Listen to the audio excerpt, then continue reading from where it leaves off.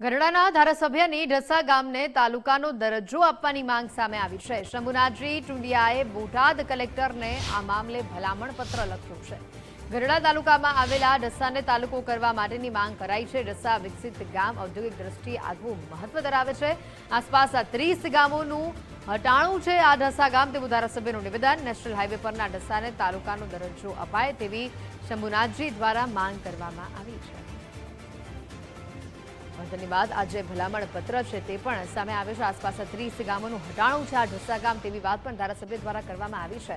National highway પરના ઢસાને તાલુકાનો દરજ્જો આપવામાં આવે તેવી વાત શંભુનાથજી દ્વારા કરવામાં આવી છે, જેને લઈને તેમણે આ ભલામણ પત્ર પણ લખ્યો છે। શંભુનાથજી ટુંડિયાએ બોટાદ કલેક્ટરને આ ભલામણ પત્ર લખ્યો છે। એક વિકસિત ગામ ઔદ્યોગિક દ્રષ્ટિએ આગવું મહત્વ ધરાવે છે। નેશનલ હાઈવે પરના ઢસાને તાલુકાનો દરજ્જો આપવાની વાત શંભુનાથજી દ્વારા કરવામાં આવી રહી છે।